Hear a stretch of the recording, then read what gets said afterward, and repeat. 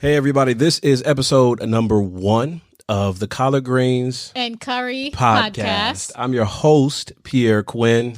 And I'm Coleen Alexander. Why you got to say it like that every time? How you want me to say it? I don't know.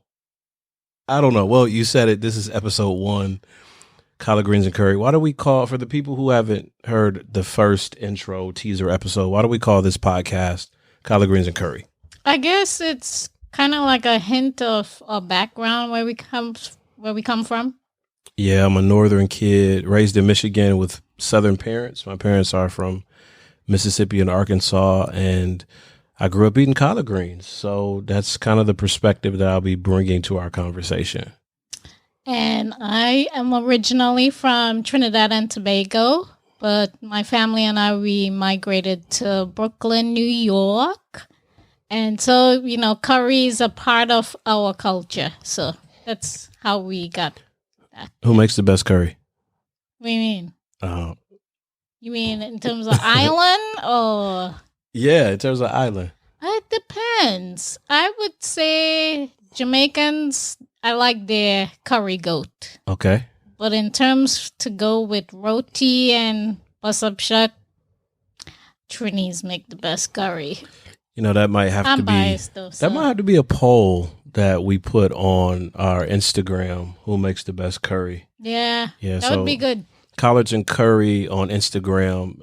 Check out the poll that we put. We want to know who you feel like makes the best curry. We look forward to reading those answers and sharing that with you.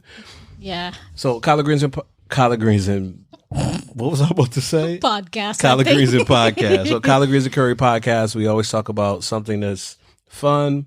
We always talk about helping you focus, and that's really a conversation about mental health. Yep. And then we always talk about something. I mean, always. This is like the second episode, right? Yeah, we talk about faith.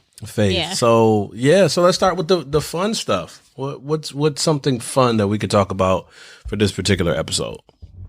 I think one of our obsessions.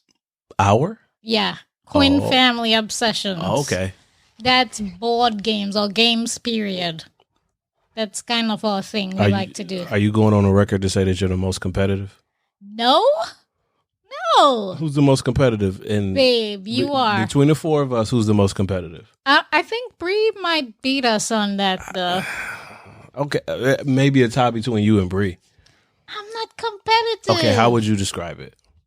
I don't know. I'm passionate, I guess. Okay, right. So we play board games, and if we don't pick the answer that you want us to pick, what happens? Nothing. No, that's not true. Babe, come on. Be real. I'm serious. Like, what's the game that we started playing recently? That one thing, right? I can't remember the name of it. I can't remember the name of the game. You just got to match words. Yeah, you got to get the right term, I think. Yeah. The specific word that the person has written down. And when people don't guess the word that you're thinking, what happens?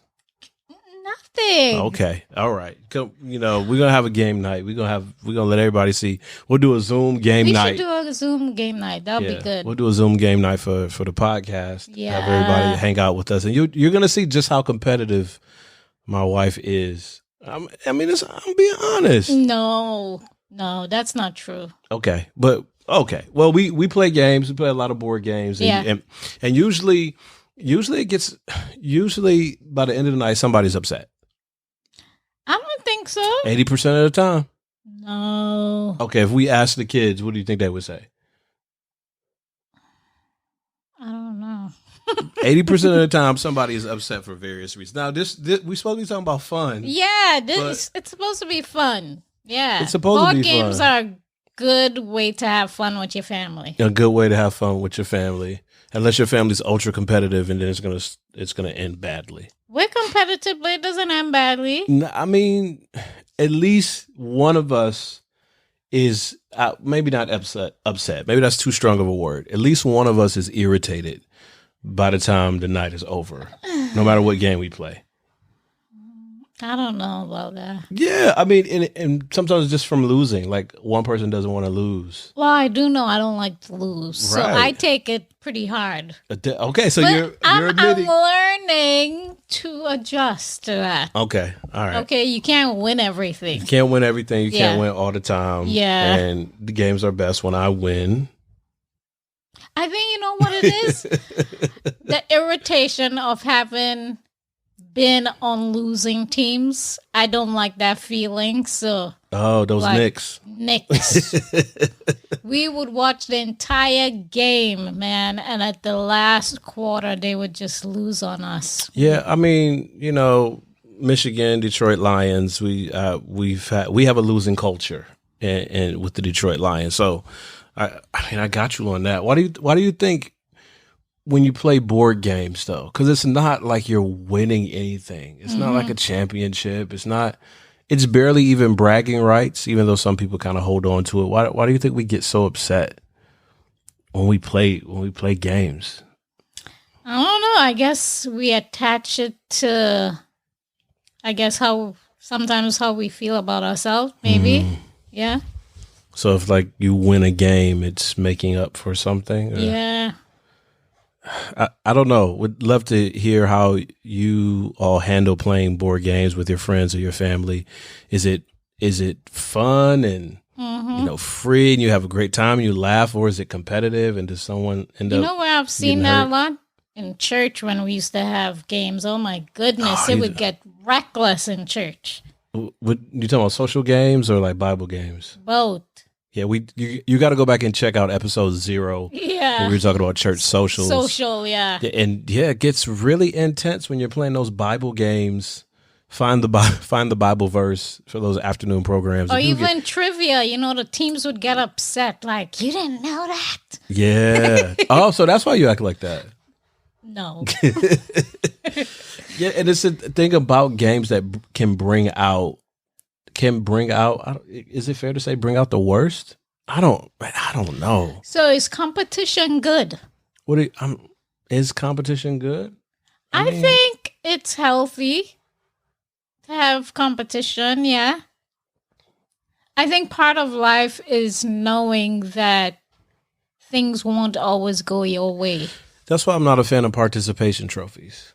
Yeah. I'm not a fan of participation trophies from just like it's okay that you lost. It's okay that you weren't the best. It's okay that you didn't come out on top this time.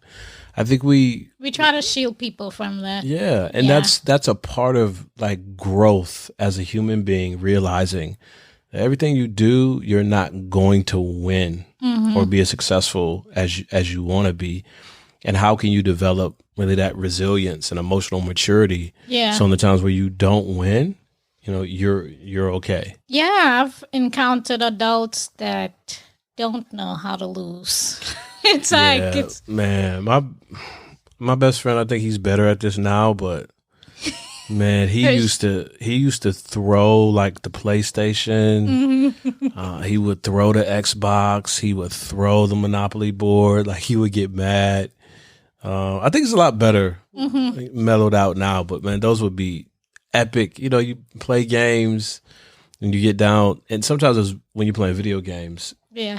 losing at the last minute, like last minute shot, last minute That's touchdown. the worst. And he would just get so mad, just throwing controllers and stuff across the room. So I'm glad we don't resort to that. Even though there are times where I just want to fling. We play Nintendo Switch. I just want to fling that There thing. were times I played games on PlayStation. I would want to throw that controller out. So- Seriously. And your family, who's the most competitive on your side of the family?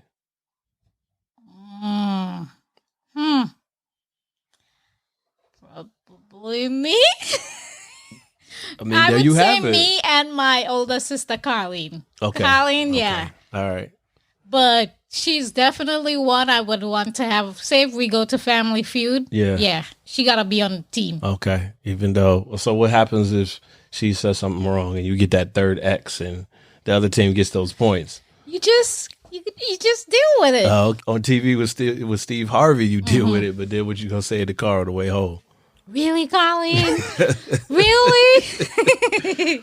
Yeah. So, I mean, speaking of family, there was in games and just kind of patterns and what we notice about the people we're connected to. It was a assignment you were doing recently for school. I mean, that thing was intense. It took you a couple of days to do it. 38 pages. No, I'm it was good. the lifestyle assessment I had to do for lifestyle assessment class. So for people who have no clue what a lifestyle assessment is, kind of break that down. Help us understand. Well, the basic thing, it's one of the assessment tools they use, say if you go for counseling somewhere. And it's basically to get an overview of your life, how the family you grew up in, so the type of environment you grew up in, and how you developed as an individual, how you move through life. So what's the benefit of that for the counselor, for the therapist? Well, it definitely gives you a view of where the person comes from, and it's based off, I didn't want to get too technical, Alfred Adler's theory, but his thing is that everyone is born into life with inferiorities, and so we're trying to work towards overcoming those. So basically for the therapist, they're trying to find out as much background information, how you develop in adolescence and how that impacted you as you move through life. And a big part of that is birth order. So where you were born, what position in the family you played, and how you kind of found yourself in the family. Yeah, speaking of Adler and his theories, a good book to check out is the Courage to Be Disliked. Yeah, I still got to read that one. Yeah, it's a great book. We'll put links to that in the show notes so that you could check it out, and hopefully you'll read it soon. But it's based on Adler's principles for just navigating life and relationships. So the Courage to Be Disliked is a good book. So why do you think people would be apprehensive to do something like a lifestyle assessment? Definitely, you kind of have to go back and wrestle with some of the things that you encountered as a child, because it really asks you, how did you deal with life, say from birth to 8 years old? Because that's what he believed. That's when your personality as an individual was established. Mm-hmm. So, yeah, how did they navigate conflict within the family? How mm-hmm. did you and your siblings interact? How did you deal with conflict with your siblings? And how did you position? Did you have to fight your way in the family to kind of make your position within there? Or were you the baby in the family where everything kind of just fell in place for you? Can you... we've been married 13 years, mm-hmm. and sometimes we talk to people in passing conversations, not in any official capacity about relationships. Man, can you imagine the impact that having that? Two people say they want to get married, they want to be with each other. Can you imagine the impact of saying, okay, we're serious. Mm-hmm. Let's sit down and do this little lifestyle assessment piece. Man, that would save you so much, headache, I should say, because not that it will solve anything, but you will see exactly where certain attributes come from, mm-hmm. From the whole interaction within their family. You see exactly kind of like the personality assessment, why people act the way they do. So, I would recommend it. Anyone, for any couple to do. So is that something you need to be certified in being able to do a lifestyle assessment? Not necessarily. I would say maybe certain aspects of it, because one part of it, they have where you can do dream analysis in there, mm-hmm. and then where you have the person draw a picture and you analyze that as well.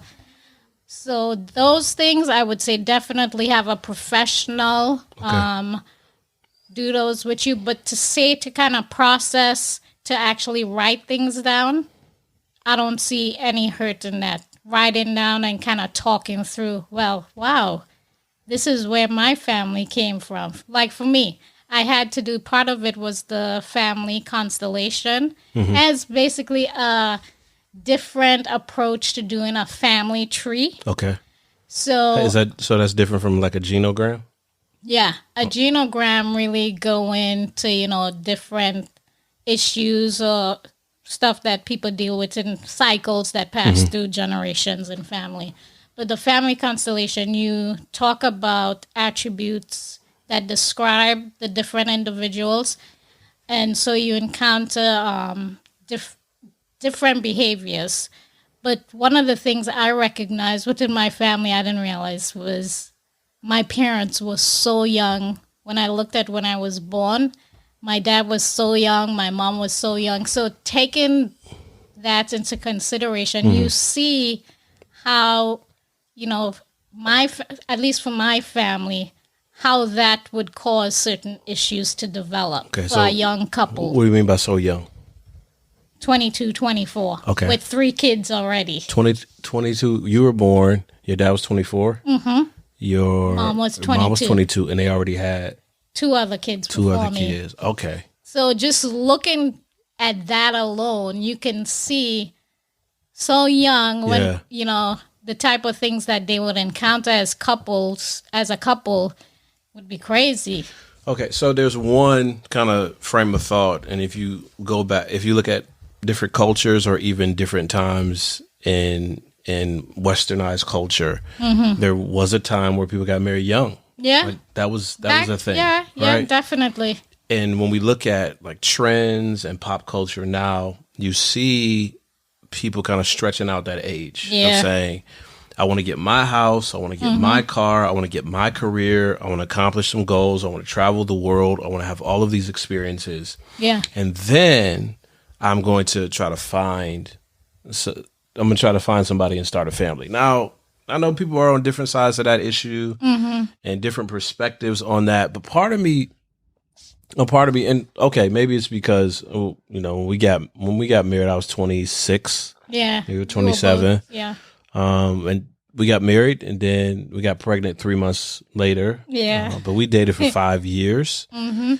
Part of me feels like, in some respect, that those struggle things of growing and developing something, I think those add a certain kind of seasoning and resilience to a relationship. Yeah, that when to a marriage. You're with a person, you don't have anything and they don't have anything, or you're just starting off, or you're first, out of school or building your career, and you kind of build together and have these experiences together.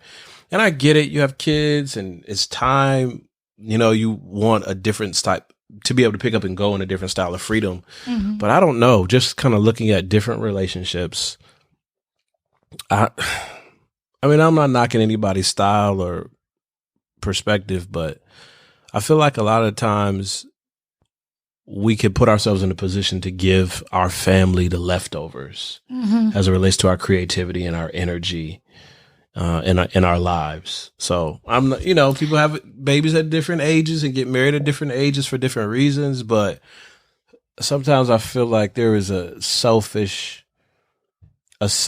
underpinning that comes back to bite us when we get older. And I know some people are going to be upset with that. It's okay. We'd love to hear your feedback about that. Yeah, definitely. I guess you got to look at it from the point of view of what generation are we talking from? Oh, generational values. Yeah. It's like and for us, I think we were kind of stuck between, people consider us what? Millennials, but we barely made it. Yeah. So we took on a lot of our parents' traditions and values. And for us, I guess family was definitely one of those. Yeah. How we established our family. For some people, those rules don't really apply to them, or for their generation, they don't see it that way. It works better. I'll get the dog first, then I'll get the wife and the house. And man, I know that's tough because we talk about culture, and even two people from the same culture, maybe coming from the same country, same socioeconomic status, Yeah. all of those things. Once those two people get together, it forms a totally new culture that needs A to be new navigated. thing. Yeah, that you have to figure out what's us gonna be. Yeah. Like, what are our ideals for our family? What do you feel like are some of the reasons why people don't maybe have those hard conversations early? There are things like a lifestyle assessment or a personality profile or whatever when we're looking at dating and marriage in this present world that we live in. I guess I could speak from experience, my own personal experience. For me, growing up, you have this fantasy of meeting the right guy and planning the best wedding day ever, getting the dress. So I think for a lot of us, we get caught up in those fantasy ideas. It's like, it's going to be this way. But we don't take the time. I mean, some of us clearly see the signs ahead of time. Yeah. But we ignore them. So it's like, no, I think I just like the idea of getting married. So I'll just go ahead and, I'll deal with that later. Listen, being married is a full-time job. It is. Like a full-time job. Your profession, what you do to earn money is your second job. And having kids becomes your third job. But being married is a full-time job. But it's a full-time good job, though, because many times we hear, if you make it good, marriage is this like, oh, you married, that's whack. No, marriage is great. I think maybe that comes from like I don't know. I'm making all types of assertions. I think that comes from the promiscuity context. I think it comes from the culture that says, single life is the way you could enjoy all the table of all the goodies. So, being committed, kind of you chain down. Okay. Well, I'm not an expert on single life, so I don't want to even make any more people mad who are listening to this. But man, listen. Babe, you were single one time, so we can talk on it. Many years ago, right? People say it's different being single now. But that's silly to me. When I hear people, you don't know what it's like to be single. I wasn't always married, so I do know where you're coming from. So I think many times we think I'm in this position, and we kind of pity ourselves. So.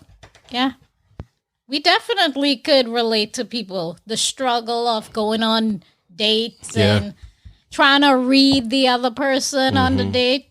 And I mean, human nature hasn't changed over time. It's the humans same. Are still humans. Yeah, humans are still messy. We still messy and complicated, and you're trying to read the other person. Like, what is he thinking right now?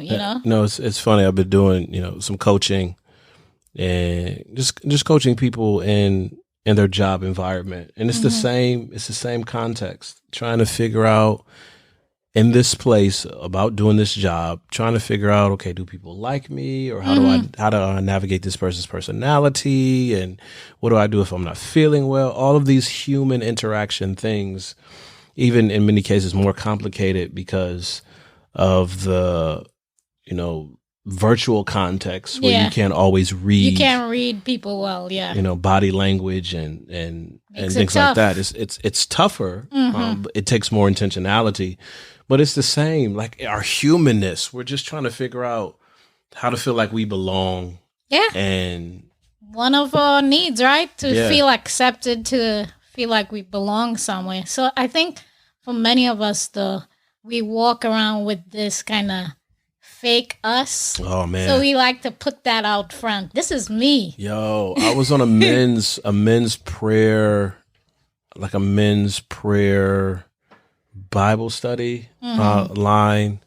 One of my friends, Pastor Stevie, has on Monday nights. He's been doing it for years, and we were having a discussion. Yeah. And one of the guys on the line said, because they had invited wives to be on this call, and they normally don't invite women to be on the call. It's a men's prayer conversation and Bible study. Yeah. But one of the guys said, if I'm not quite sure how you're going to respond to my feelings or my interactions, he said, I'll send my representative. I won't send the real me. It's true. I'll send the representative of me. And I was like, yo, that's so true. It's true. You know, you've had situations where, I mean, it's not like a conscious kind of thing, like, this is what you're going to do, Pierre. Yeah, yeah. But you know, okay, you read the situation, what it takes to deal with the situation and get out of it. So it's like, this requires this, and this of me. This person can't really handle this part of me. So, yeah, it's tough, but that's what we do. We kind of have to navigate that life in that way where I have to be cautious and see who I could put out there, the real me or this. Yeah. You know, that kind of reminds me of our topic for the faith section of our podcast. You know, we talk about fun stuff with the games and then focusing with assessments and relationships. But in terms of faith, you know, at what point did you look at what your parents believed or how they acted, and you kind of went through that sifting process of saying, all right, I see how my family is with their faith traditions and practices and how they carry themselves and their belief system. I'm going to accept this and roll with it. And then this part, no, I'm not doing that, because that's crazy. Because for a lot of us, it's really what it is. It's, you know, we do what was done in the house that we grew up in. And then once we get to college or beyond, we have questions and wrestle with what exactly do we believe and how we going to practice that. So, like, how was it for you? For me, I would say during college time, I realized, man, so this is what religion and spirituality is for me. Because before, I think growing up many times, I just felt like I would be judgmental to people. Yeah. But after living life for myself, and I mean, college, you still have a whole lot of life after college. But it's during that time, you know, you have so much interaction with friends and the opposite sex if you're, you know, in that period in your life. And it's like, man, I needed a lot of grace from God to get through that period of my life. So it's like coming out of that during college time, it's like, why are we so hard on people? Why are we so hard to just, people are already down. We just want to kick them down even further. It's like, I need to extend that. So my eyes began to open up even more of everybody just trying to make it. You know, it's this thing of, and again, trying to pretend that we're somebody else. Like, you're this perfect person. And in reality, I just made a bad decision. And now I kind of have it together. But we're trying to put it out there like, oh, I'm this perfect person. No. I think that's part of the appeal and the deception of reality TV. I mean, it's hyper scripted. We believe like it's it's real. Like, having studied, you know, television production, video production, you could tell when that B-roll does not go with the scene. Like, it just, you're looking at reaction, it like, it's like, wait, that doesn't even go. That don't look natural. But I think we're drawn to this picture of, we want to find somebody who's in a worse situation than us. Yeah. It makes us feel better. And I think in religious context, that happens too. The way we're socialized. We want to know the gossip about somebody at church or whose family's not doing well or who's struggling. Just to say, at least my family ain't, you know, as bad as that person. And I think those parts are what, you know, people may turn people off when they're younger. Yeah. And you're watching a church or you faith community. see it, yeah. But then invariably you find yourself sometimes playing out the same thing, reaching for those same patterns. Yeah. I mean, well, you end up doing what you see modeled to you, right? Yeah, James Baldwin. Young people often fail to listen to their elders, but they never fail to imitate them. Man, I'll never forget that quote. It is true. I mean, we see it all the time in church. especially for pastoral families. Oh, we're going to have to do a whole podcast on being a pastoral family. Yeah, that'll take a whole conversation by itself. Yeah, and I think it came to a place for me in college as well, where it was like, dude, these things that I'm doing, these practices, going to church, even praying, reading my Bible, all of these things.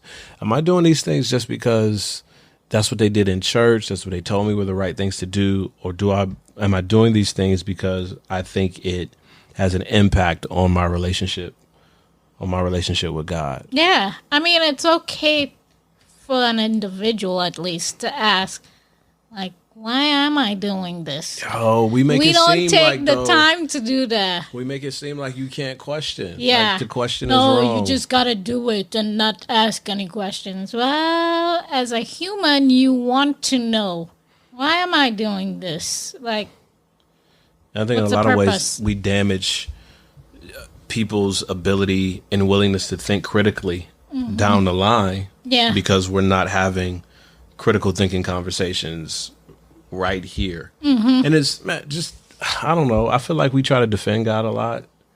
Yeah. Like, God don't need defense. He doesn't need me to mount a defense on his behalf. And I'm thinking a lot of times I'm just trying to defend my feelings or my positions or my interpretation of what it means to be connected to God. And not necessarily I think it's God. all a distraction, though. Yeah. If I talk about this stuff, the spotlight is off on me. So, it's all a distraction, I think, for people, especially when it comes to church. It's like anything else but me, and having me to be reflective of what I'm doing.